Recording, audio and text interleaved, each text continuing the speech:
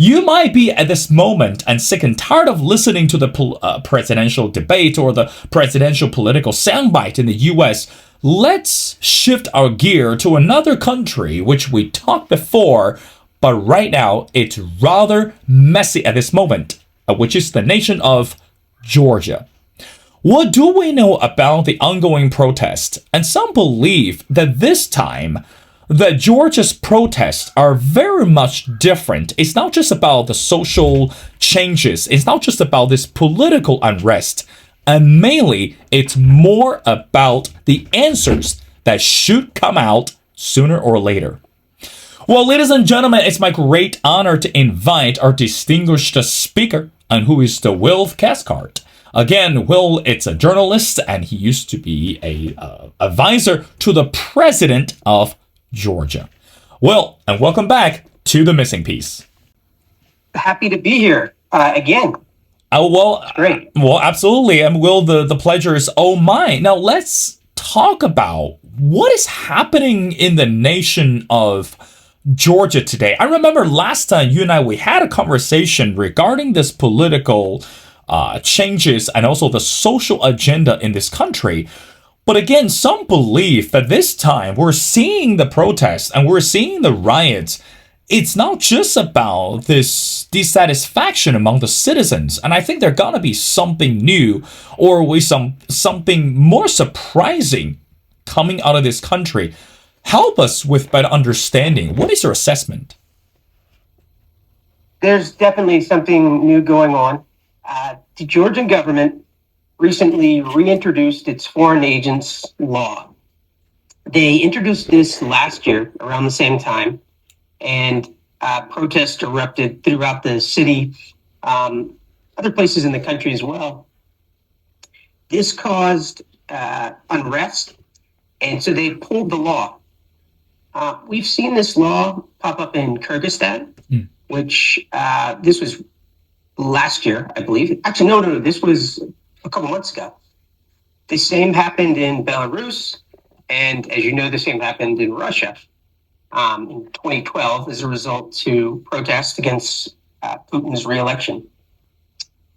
So the outcome has been, whatever that law is passed, it's enabled dictators or even authoritarian style governments to slowly dismantle civil society, political opposition, independent media. And that's what's happening here in Georgia, sadly. The government realizes that the upcoming elections are going to create a huge challenge for the Georgia Dream government, which is founded and run by a billionaire oligarch named Zina Ivanishvili. And he is growing desperate, as are his colleagues in that party, because they realize that they're likely to lose the parliamentary elections coming up in October. So they've reintroduced this law again, and what we're seeing as a result is a wave of violence throughout the city against political opposition, journalists, activists, the police who are trying to control the protests. We've seen, as recently as 2 days ago, we're seeing groups of maybe 200,000 people, sometimes more, each night come out against this law. For a country has 3.2 million people, that's a lot. And so the government's getting nervous. And that's why they've also explained, as far as we can tell, the riot police have reacted very brutally to these protesters. Well, I want to read something to you. Again, you are the expert and you are in Georgia right now as you know we're speaking. But let's go back to the fundamental concept regarding this foreign agents. And this is what I discovered. And again, definitely need your further explanation. And I quote, "The foreign agents law would require organizations that receive more than 20% of their funding from abroad to register as agents of foreign influence. I mean, it is modeled on similar legislation that Russia enacted in 2012 and has used to cast independent media and civic society group as doing the bidding of foreign governments. Now, help us with better understanding. Last time when you and we had a discussion, when we talk about the concept of democracy in the nation of Georgia, correct me if I'm wrong, that I believe, or most will say, it's a young democracy, which means, again, we're looking at a lot of immaturity, but it's in the process of being shaped and being challenged within the system.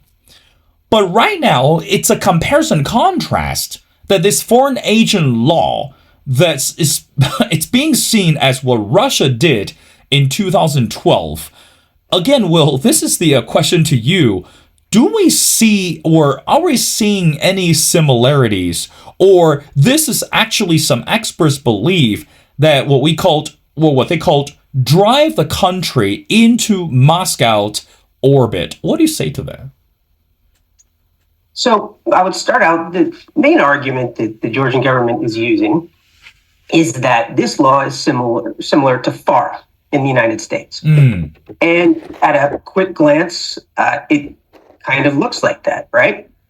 Well, it's not true at all. If we look at the spirit in which the law is introduced, and if we look at the exact provisions and that who the law is targeted at, it is increasingly apparent that this law is designed to control organizations that oppose the government, gives them access to financial data, and basically any data that they want.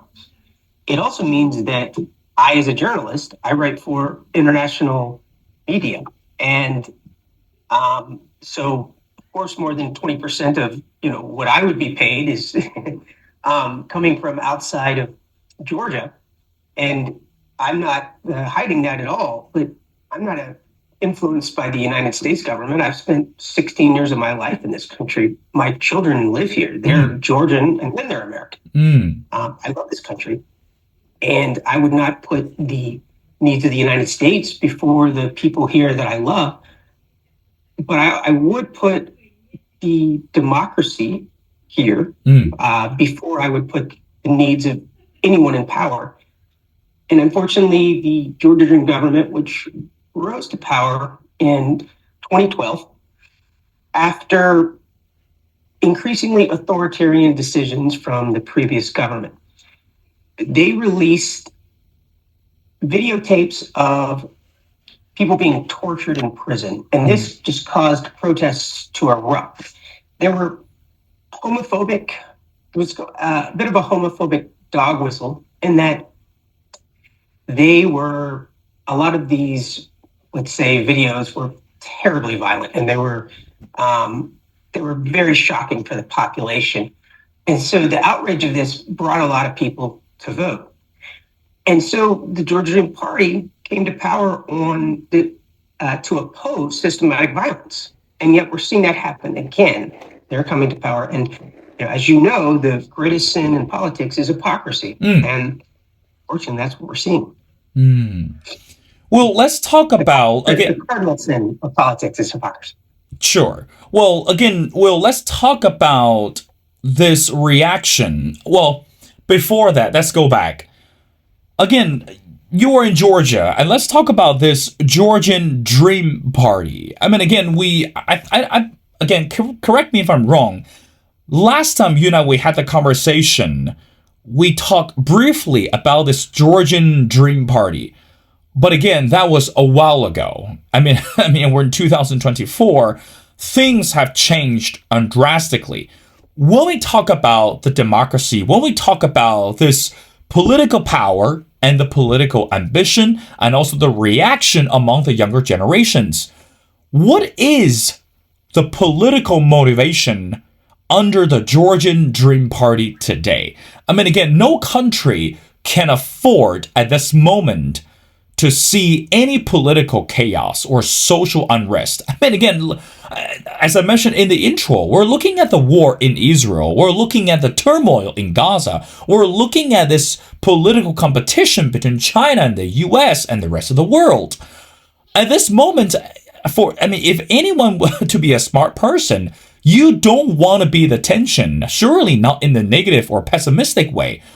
So, Will, how should we understand the Georgian Dream Party at this moment, and what is the complication behind the decision, or the complication behind the clash between the citizens and the government? Your thoughts? I would say a majority of the people that have been protesting, that have taken to the streets, have been young people. These are people who grew up when Russia invaded Georgia in 2008. They're seeing what happened in Ukraine, this war, as a repeat of that.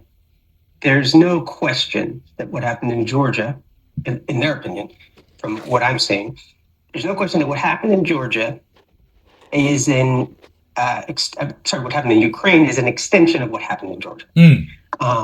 This is the Russian government trying to pull the country back into its orbit. This is also part of a large campaign that's been going on quite a while. Russia obviously tries to say, well, it's because of NATO, but the truth is that when NATO signaled that it was not going to allow Georgia to join, that's when Russia invaded. And that should be the lesson, that should be the takeaway, but unfortunately it's not. Things get distorted. Anyway, so the people that we're seeing, a lot of them, I would say the majority of them, are immensely aware of what happened in 2008. That's on their mind. They're seeing what happened in Ukraine. They're supportive of Ukraine, immensely supportive. And so in terms of, is it worth creating unrest? If it's a question between democracy and unrest, they're going to pick democracy. And they're going to pick Western orientation first. In the Georgian constitution, Western orientation is enshrined. So they would argue that they have to create unrest or protest in order to protect their country.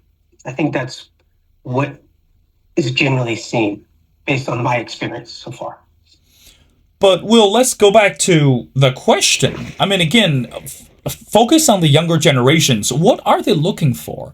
I mean, again, you've seen the protests and you've seen this anger and frustration among the people.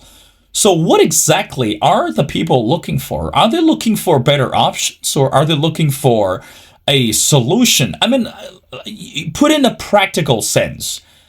Any type of dissatisfaction or any type of political discontentment could just be the spark that ignite the entire generation. They're looking for something new. They're looking for a revolution. But as you and I were speaking right now, and based on your description, what are they looking for, and how do you think the government should respond, or how do you think the government should come up with these tangible solutions? I mean, again, I'm looking at the description. I'm looking at the news report that it's the violence, or the scale of the violence. It's not just by these plain words. I mean, we've seen it's brutal. I mean, or even some of the news media describe it's quite inhumane at this moment. So what are they looking for, and how should the government respond at this moment? So I would be very careful to use the word revolution, even though that's very much what it looks like. The ruling party, the founder, the billionaire, is very paranoid and hostile towards Western intelligence. He's always trying to peddle, the Hold the Dream leadership is peddling a conspiracy that NGOs are trying to overthrow the government, and they've been doing this for a long time. This is just an election strategy. Now, the people who have taken to the streets, they want the law that they call the Russian law, the Foreign Agents Bill, which is designed to make everyone, NGOs, anyone who's receiving more than 20% of their funding from abroad, as you said, they want that law to be withdrawn. Now, because of the way the government has reacted, because of the violence from the police, because of groups of men showing up at opposition leaders' houses, carrying them outside and beating them in the street, because of this wave of violence that we're seeing, it's only strengthened the resolve of the protesters. And that's what is remarkable to me, that these people are willing to face violence. These people are willing to face tear gas canisters that are often being fired horizontally as a weapon instead of as a means of crowd control. They're rubber bullets, shot grenades, fire hoses, and the police are often using water mixed with chemicals from these fire hoses.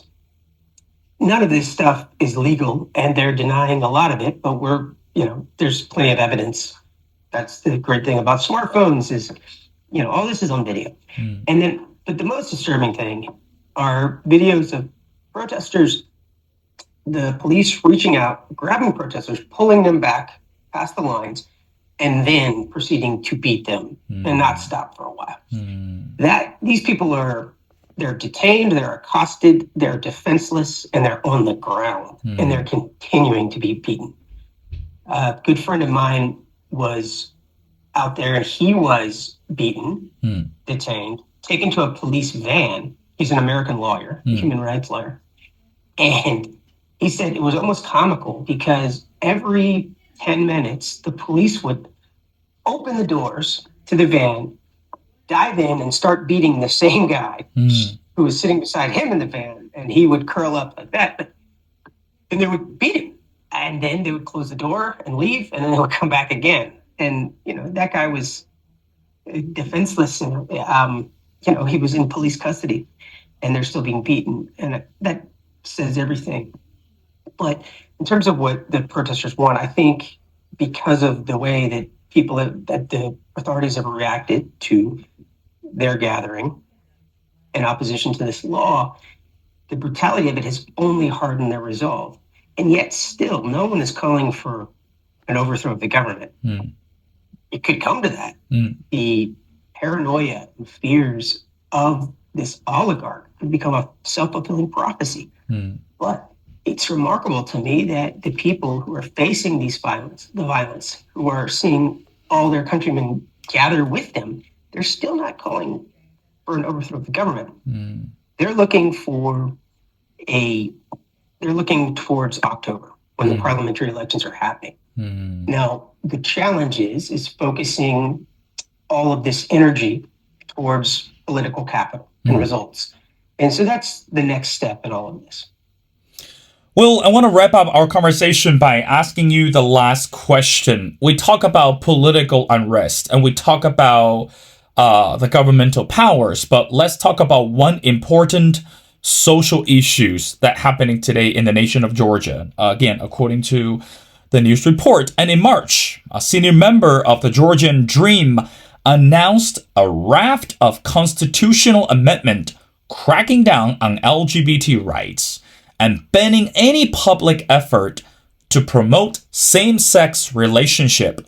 Again, quote, echoing Russia's gay propaganda law passed in 2013. Well, I want to get your final thoughts. What does that say about the concept of democracy? I mean, again, I know that we've been repeating ourselves back and forth, but when it comes to equality, when it comes to individual rights, I mean, even in the United States, it's a hot topic. But again, it's rather dangerous and sensitive that we link any concept with Russia together. I mean, this is not just about the news headline. This is actually about the reality that either we would like to face or we have to face someday. So, Will, your final thoughts regarding this crackdown on the LGBT rights and also banning anything that can promote same-sex relationship. What do you say to that? It is a trend that, of course, we've seen in Russia, Belarus, and Chechnya. And it is very much the crackdown on the homophobic crackdown, against same-sex marriage. That's a symptom of a larger problem, and that is the government testing the waters using homophobia as a ways to, um, before this upcoming election to get votes. And yet, it is a trend that we've seen. It is a very Kremlin, party line. It's a Russian tactic. So we can safely assume that the Georgian government is turning toward Moscow. Mm. The problem is that those who have opposed the Georgia Dream from the beginning have said that this oligarch who made his money in Russia is under the influence of Putin. I don't think it's quite that simple. Mm. I think that it's nuanced, and the best way to identify what is happening is that, yes, absolutely, this is a turn towards Moscow, but more importantly, it's a turn away from the West. Mm. And it's a turn towards authoritarianism. And that's what we're seeing, the results of that. And so the, homophobic policy, all of that, the violation of human rights, all those things are a concerted effort to crack down on the people, to recast the government's power and their mandate. And so they're using Russian tactics. They're reaching out to Russia. They're cooperating with Russia more at a time when no one should be cooperating with Russia. Right. And they're saying that resistance is futile. The only way is to vote for this government, because any other government will start a second front, will force Georgia into war, and that's just not true. Mm. So it's very hard.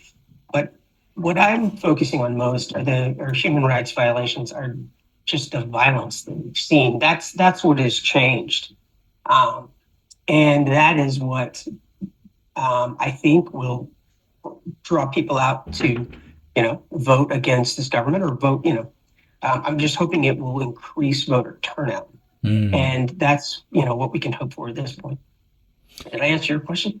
Yes, you did. Well, again, Will, I agree with you 100%. Of course, at this moment, resistance is rather important. And only through the political power and through this political transition that we're able to see, and also the citizens, particularly the younger generations in Georgia, will like to see better hope. And of course, that no one would like to live in the country and live in a society that's full of chaos and riots. Well, ladies and gentlemen, it's a great honor to talk to Will Cathcart. Again, he's a journalist and based in Georgia. And again, I strongly encourage everyone stay connected with Will. And again, he's an amazing writer and, of course, reports a lot more just about Georgia, but also the matters around the world. Well, thank you so much for your time, and we'd love to have you back on the show as we continue to pay attention not just about Georgia, but also the matters around the world. So thank you so much for doing this, Will. Thank you for having me, and I just want to thank you again for your attention to these issues. It matters very much to the people here, and I truly appreciate your interest in this, and keep in touch. Indeed.